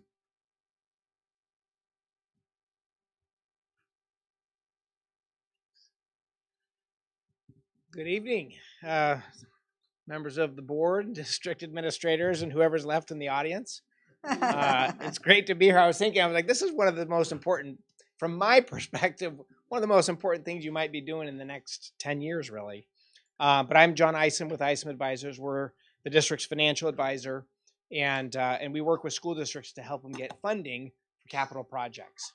Been working with this district 10 years, maybe a little bit longer. Work with a number of the neighboring districts, Fairfield, Vacaville, Mount Diablo, Martinez, about 200 districts, statewide. But yeah, that's our task. Our job is to help districts get funding for that. And when you might have caught a little glimpse of it on one of the slides that Tim put up there, but on that facilities funding, it was basically state dollars, state aid, and then local bonds. Those are the two primary funding sources. You get a little smattering of developer fees. You get a little bit of, some communities have a CFD or a Mello-Roos. But for the most part, that's what we're looking at here. So I'm going to take you through some history and then some specific analysis on the district, talk about possible next steps. So as you can see on this particular slide, historically, the district voters have been very supportive of passing school improvement bond measures. They passed one in 1991. 68%. They passed another one in 1997, 74%. And most recently, and what will be over 10 years ago, they passed one in June of 2014 at 64%. So the 1991, all the dollars have been spent and they've all been repaid. The 1997 bonds, all the dollars have been spent, and the last payment is coming up in 2026. And then the current bond program from 2014, there's a few dollars left, and the last payment there ends in 2039. And if you see that last bullet point there on that box, the current combined tax rate for the two, because remember the 91s are gone, but for the two bond programs is $143.29 per 100,000 of assessed value. Now, assessed value, you'll hear me mention that a couple of times. Assessed value is the value that the county assessor places on your property. All district property within your boundaries, whether that's dirt, gas stations, homes, apartments, restaurants, those are all going to have an assigned assessed value. And when we talk about tax rates for bond programs, they're based on a per $100,000 of assessed value. So someone like my mom, I'll pick on her. She's been in her house in Danville since 1974. Probably could sell her house maybe for $2 million. Assessed value is about $200 and some thousand. So her joke is, I always dreamt of living in $1 million house. I just didn't think it would be a 40-year-old tract home. But so she has her little dream, but her assessed value again is really low. So on a bond program like this, if the tax rate's $143 per 100,000, should be paying about $280. Someone who has a more modest property or has owned it longer would be paying less. Someone who just bought a new property would be certainly paying more. But this table to the left shows you your assessed value for all properties within the district. And this is important because this shows all of the potential that exists for a new bond program. And you'll see if you go down to 2023 there at the bottom, the combined total assessed value of all property in the district is up to $6.9 billion. Again, all property within the district. It's also worth noting, if you look to that column just to the right on the percentage change, that this was up 5% over last year. And over the last several years, of course, you've seen positive growth. Let's look to the next slide. And as was mentioned in Tim's comments, the district has $136 million in current capital plan needs. And I'm assuming those are in today's dollars, Tim, or does that allow for any cushion, or do you know? Just today's dollars, okay. But when you look at what a potential brand new bond program is, when we apply in this table here, you'll see 3 different tax rates, 45, 50, and 60. They're not totally arbitrary because 60 would be the maximum tax rate that you would do under Prop 39 bond law. But the other 2 tax rates are just, okay, if you want to do 50, you can do 50, 45, but it could be any real number there. But if you look to the far right of that table there, total bond proceeds range from about $104 to $139 million. In between those 2 columns there, Series A, B, C, is how the dollars ultimately get delivered to the district. You know, most districts couldn't say, oh, here's $100 million, let me close all my schools at the same time, and for the next year or 2 spend $100 million. There's usually some phasing, there's some construction cost economies of scale, but one of the other reasons you do it over time is it also keeps the tax rate down and you're able to get a little bit more in bond dollars.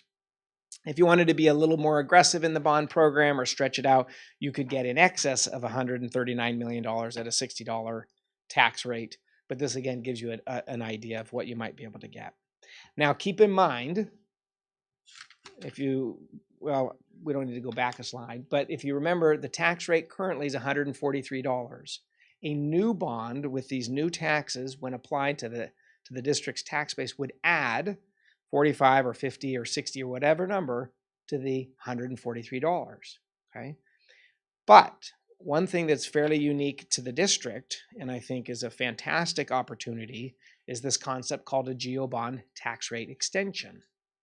Now here, the idea is simple, which is instead of letting that 1997 bond program go away in 2026, we continue to pay on it. However, we wouldn't be able to pay on the existing tax because the existing tax is above $60. So we would actually be paying on a lesser amount, but we would be extending that 1997 bond program. So in essence, it would not be a tax rate increase at all. We would say, hey, voters, if you're interested, we could extend the bond program, not increase our taxes, and generate, in this case, if you look at the table, $122 million over this time period. Okay, not as much as you would get with a brand new tax on top of the existing taxes, but certainly a sizable dollar amount that would go a long way towards project improvements in the district. Again, if you wanted to be more aggressive in the bond program, if you wanted to stretch it out and extend it over time, you could get additional dollars. But this one is much more tax mindful of the taxpayers in the district, again, by not increasing it. I'm sorry for all those that are going to be in the audience, but the next slide, it's not even worth seeing. And even for you that has this in your hand, you probably need a magnifying glass. But this shows how a tax rate extension works. And I'm going to just draw your attention to the 4th column from the left, which is the green text under 1997 election outstanding DS, which stands for debt service. So these are the payments from the 1997 bond, and we still have a few more years to make payments on. So there's a tax rate that's associated with those payments. And you can see just to the right, outstanding tax rate, what those tax rates are projected to be. Right, $104 and 22, 106, 107, 109, and then it drops to 43.94. If you look to the far right, aggregate tax rate, and then the column just to the left that says tax rate in red, that would represent what the tax rate would look like on a new 2024 bond program. Again, we don't get to use the $100 plus tax rate from 1997 because we've got to keep it at or below $60. The aggregate tax rate might spell it out the best, which is historically and for the next few years, this community in this district has been paying, the $130 to $140 per $100,000 tax rate. But once that bond program goes away, your tax rate would be about $95. So a pretty significant drop in what folks have already been paying. If you extend and look down all the way to 2040 or 2041, the tax rate goes from that $96 down to $59 or $60. Okay, so this one's exciting. I think this one's an exciting opportunity. It doesn't work for all districts. It worked for Fairfield Sassoon, who was on the ballot in November. They had a, hey, we don't want to increase your tax rate, but we do need more money. Can we get more money? And the voters approved that. But you have to have an existing bond program for these things to work, obviously, right? You have to be able to extend something from that has been done previously. Let's look real quick on voter demographics, and I'm going to go through these couple of slides pretty quickly. But to give you an idea, of course, we do need to talk to the voters because each new bond program, whether it's a brand new tax on top of the old, or whether it's a tax rate extension, we've got to get voter approval. So the voters would need to say, yes, sign me up. I want to improve our facilities, and I'd like option A or B. And if we get 55% of voter approval, then you have the authority to go ahead and sell bonds on behalf of that program. Now you've got over 20,000 voters, majority Democrats, 90% of voters vote by mail now. That is a stark departure from what things were back in 1997 or even as recently as 2014. If you look at your age demographics on the right-hand side there with that pie chart, you can see that just about half the voters are 55 and older. Now, there's certainly parents of students that are above 50 years old, but that tends to be a segment of the population that has fewer or no more kids in school. And so you can't just rely on, well, let's just get the parents to show up and we'll be okay, right? There's got to be a conversation with all levels of the demographics there. If you look to your voter turnout, this one I think is pretty fascinating because this is specifically the voter turnout in your school district. And I'd like to draw your attention to the March 20 and the November 20 columns, because that was the last presidential primary and the last presidential general. Now you can see 52% versus 81%. That means 30% of the people sit out the primary. Now, part of our job when we work with districts and what we did last time was to help you determine when's the right time to go. Do I go in March when only half of my voters are going to turn out? Or do I go in November when 80% are going to turn out? Do I need to go in March? Because if I went in November, maybe I don't pass a measure. Or do I need to go in November? Because that 30% of the voters, the delta between the 81 and the 52, maybe they're really supportive of the idea of a school improvement measure, whereas the 50% is lukewarm, maybe not. So maybe we do need to go in one versus the other. Our role in working with the district is to help determine and let you guys know when the best time to go. For example, I think in 2022, just by way of context, about 75% of all school bonds passed in 2022, which I thought was pretty impressive given all the talk about inflation and supply chain issues and all of the things that were kind of going on. 3 out of 4 districts were successful. Of all of the districts that I personally worked on, which was about 18, I told every single one of them, you should go in November when the turnout's higher. Gubernatorial primaries turnout's really low, and some communities still can go, and we still passed a number, but the districts that I was advising, every single one of them, I said, hey, higher turnout statistically makes more sense. So that's what you guys should consider. Doesn't mean that that's going to be the case here.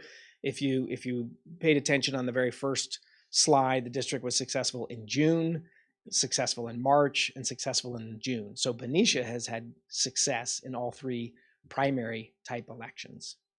The last slide here is a timeline.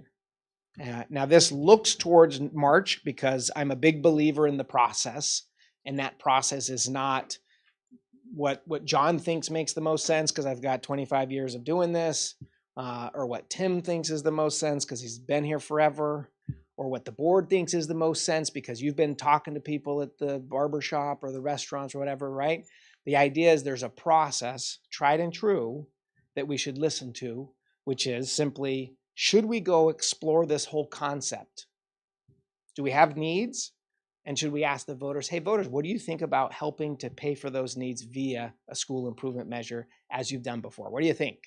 And they could come back and say, terrible idea, great idea, or great idea with certain exceptions, meaning I don't want you to pay for that project, or I like the idea, but I don't want to have the tax rate be this high. I want to have a lower tax rate, right?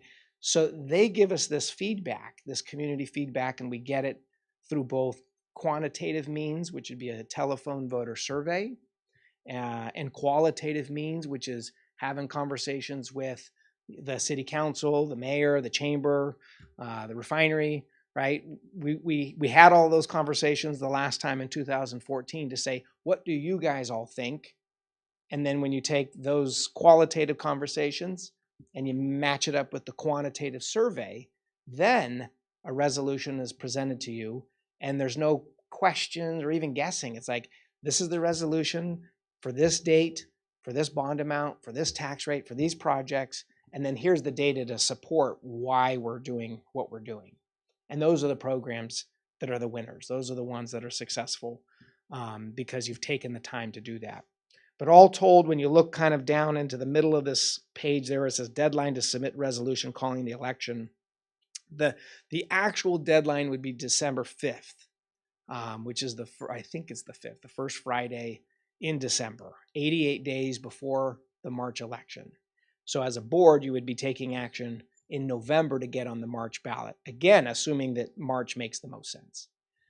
Alternatively, if you roll to the November election, it would be the first week in August. And it would be at the August date that you'd have to turn in that resolution. Again, it summarizes all of those things. And then there's a lot of other things that go into campaigns, et cetera, but we're definitely far away from either of those. So with that, I'll take a pause, take any questions that you guys have, and yeah. So what I was wondering was, what is the cost of the exploration of likely passage of the bond measure? Yeah, so there's two components to that. So the way that we work with districts is that there is a survey, the telephone survey that we talked about. That's typically in the $12,000 to $15,000 range. And honestly, most of that is the cost of the people that are making the phone calls. We don't make the calls. We just design the survey. We help interpret it. We present the survey data.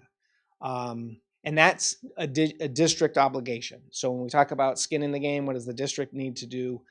That's the only thing. We also have a pre-election planning service that we provide to districts, which is from now, if you guys say, yeah, let's go explore, until here's the resolution, okay? And that's a contingent fee that we do, which is kind of no win, no pay. And that's typically $25,000, okay? That comes from the general fund because the California Attorney General said they don't like districts paying it out of the bond fund for whatever reason. And again, but that's contingent upon a successful election. Just to be clear, so the minimum cost to our district would be $25,000. Is that correct? If we're successful, yes. And if you're not successful, then it's just the survey, the 12 to 15,000. So the survey is 12 to 15. So that makes it close to $40,000.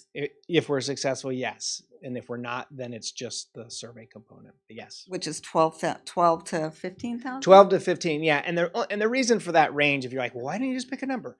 It all depends on how long the survey takes. So we get charged based on how long does a survey take a caller to get through. So if we don't have a lot of questions, it's a shorter, cheaper survey. If we have a lot of questions, it's a longer. So we basically get charged by the minute. And so until we craft that survey document, we don't know what the cost is. So, okay. The city of Benicia is most likely going to put a general obligation bond on the ballot 2024. The state of California is proposing a facilities bond, AB 247, for the same ballot, 2024. And then there could potentially be 3 bond measures coming to our community at the same time. So I'm wondering about your thoughts there. I wouldn't worry about it at all. And I got to defend myself besides just dismissing it like that. So number one, when there's a statewide school bond, historically, school districts do better.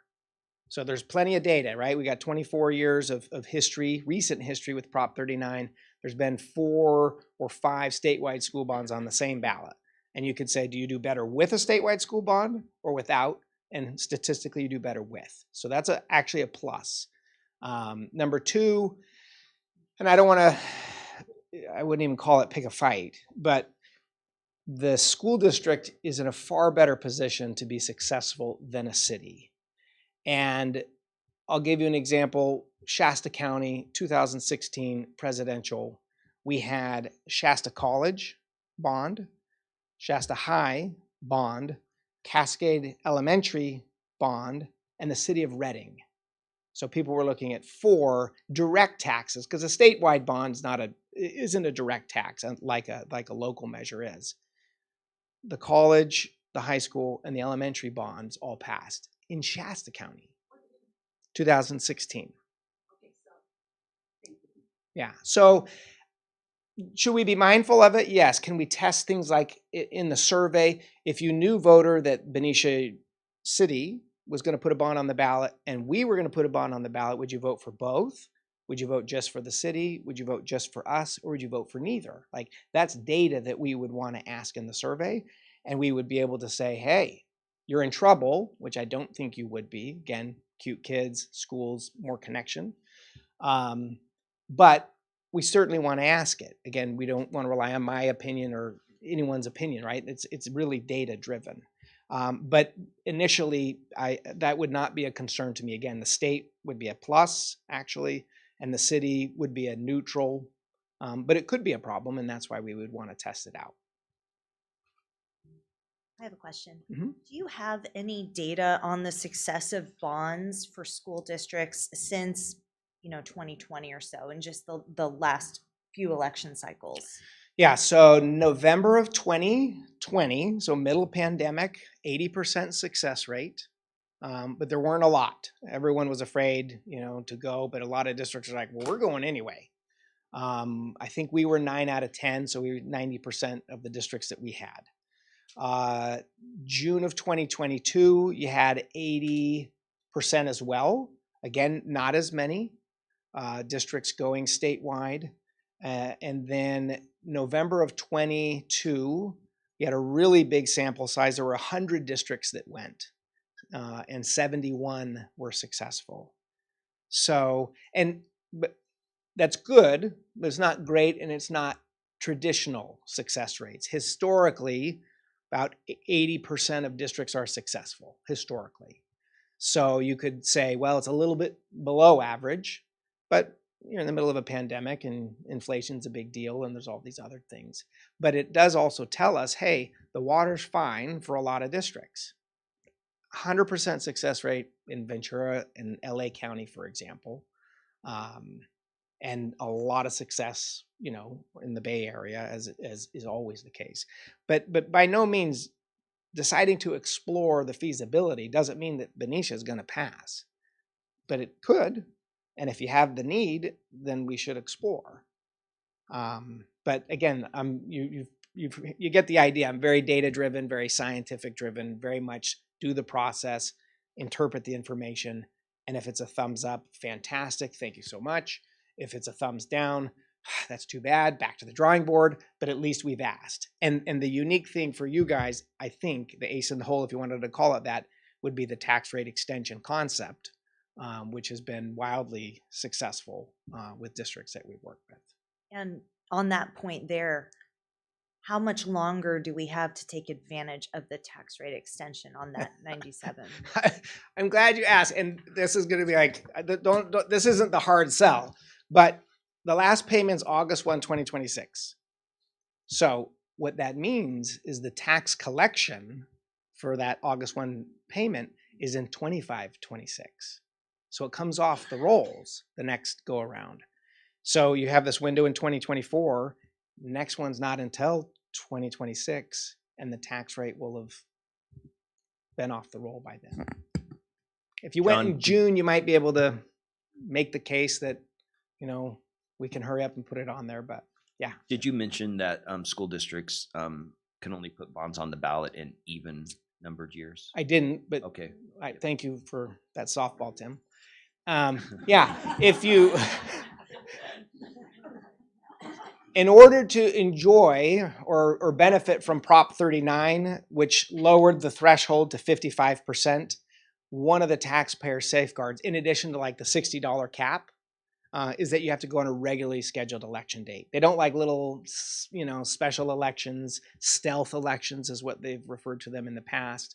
So you have to go on a regularly scheduled election date. So that would be basically all the even years. So 20, just like you saw in that turnout for you. So March and November of 24, June and November of 26 would be the next 2 windows.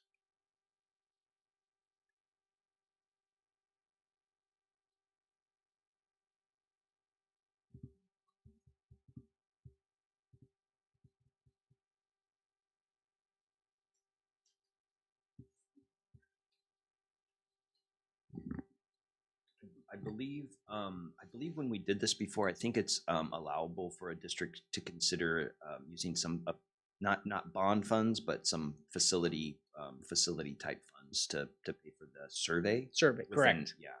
So that's one thing that as a district is as it gets information, the $12,000 to $15,000 would come from not bond funds, but there is probably another source of facility funds or either some sort of carryover in the facility resources that we could tap into so that it would not be coming out of that. And I believe that's what we did for the 2014 bond survey. We found some facility funds for that survey. So do I have a motion for reviewing consideration of the feasibility of accessing state and local funding through a school improvement bond?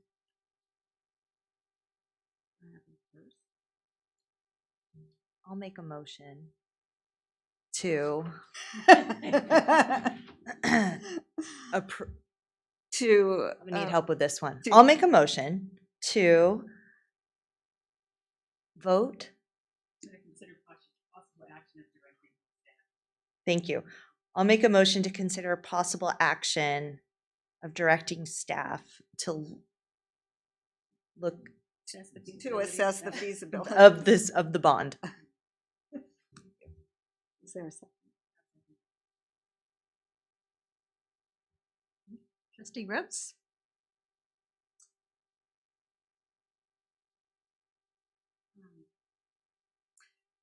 It's hard for me to look at spending more money when we are in such a restrictive environment in our budget right now. We have spent a lot of time going over the budget and $12,000 to $15,000. It doesn't sound like a lot of money, but we're looking at decrease in SPED funding. I'm going to say no. Trustee Moss? Yes. Trustee Maselli? Yes. And Trustee Hirsch? Yes. Passes with 3 to 1. Look forward to working with you guys. Fingers crossed. All right. Thank you. Next up, we have, Mr. Rahal, you're back up. Yes, good evening. This item is for your approval of board resolution designating certain general funds as committed fund balance. This was referred to in the public hearing on the budget. And so a quick description here that's been included in the board packet. It indicates over the last several years, the state's made deposit into the state's rainy day fund. And that's started in 22-23, this current year, and continuing into next year.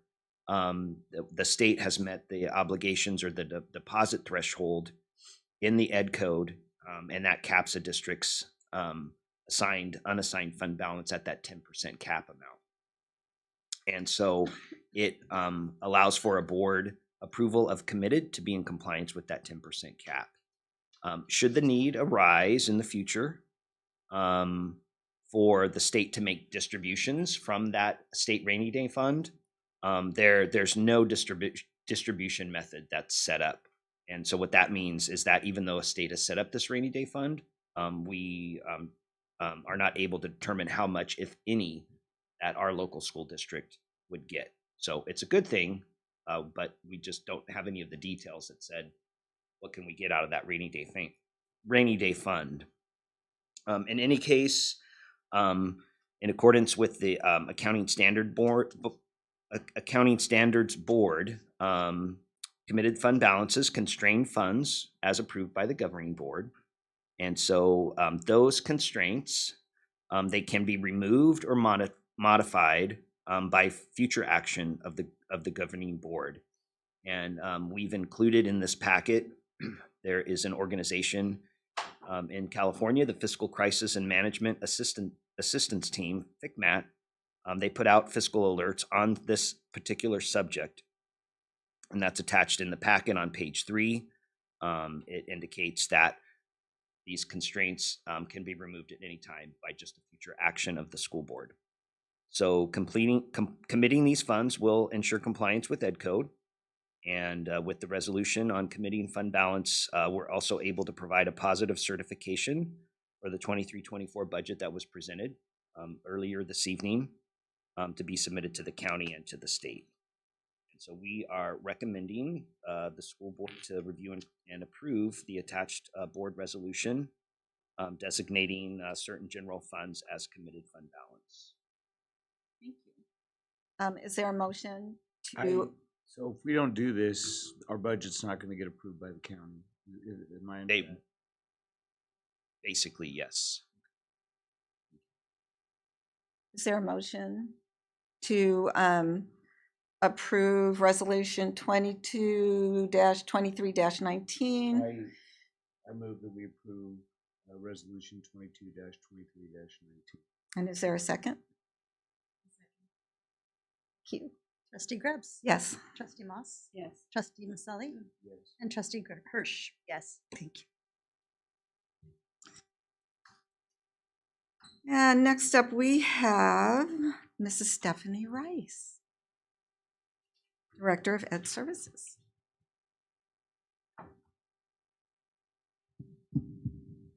Good evening, board and cabinet and our Benicia families. My name is Stephanie Rice, and I am here for your consideration and hopeful approval of curriculum for high school, both BHS and LHS, for our 10th grade World Civilization History Social Science course, non-AP. I'm bringing forth a recommendation from Benicia High School and Liberty High School to adopt TCI History Alive World Connections, and TCI stands for Teachers Curriculum Institute. To remind you, last year you adopted TCI for 12th grade, and previously for 11th, we also have it in middle school. And typically we do a formal adoption process, and to be fully transparent, we had a formal process without the full pilot because the teachers, the 3 out of the 4 teachers at that level have used TCI since we've already adopted, and they teach different levels in different classes. So they just did a deep dive into the curriculum and are bringing forth that recommendation.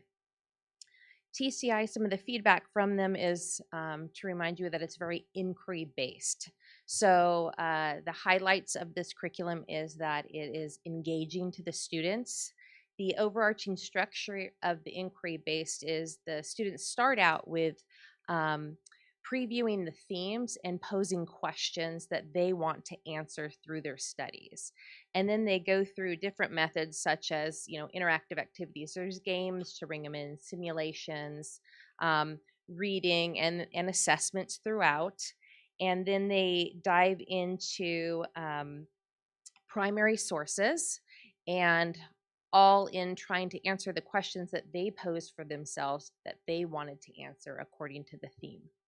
And this is all leading up to an inquiry-based project at the end where they choose a historical event to link back to and connect to the unit's theme. So it's very student driven as far as the inquiry that they're diving into. The history that is covered in our World Civ class and would be covered in this textbook is history before 1750 through contemporary world. And then lastly, some of the highlights that they shared is that where it's very rigorous and you see through the inquiry based, it can gauge multiple levels. But with the rigor, there's also scaffolds to help bring our kids up for that rigor, such as it's tech-based and paper pencil. It highlights certain vocabulary words where it can explain the definition. Teachers can have students that's primary language is Spanish, access it in Spanish. And there's also different reading levels that can be set by the teacher to help engage students that may not be reading at that level, but they should be presented with that material. So it has met the mark as far as our process of looking at structure, usability, engagement, assessment, inclusivity, as well as scaffolding the needs to meet all learners. So I'm here for your hopeful approval of the adoption of the curriculum for our 10th grade World Civ non-AP, which is TCI. Any questions? Thank you. Is there a motion to approve the adoption of the History Alive World Connections by TCI for 10th grade World Civ History Social Science non-AP course? I move that we approve the 10th grade World Civilization History Social Science.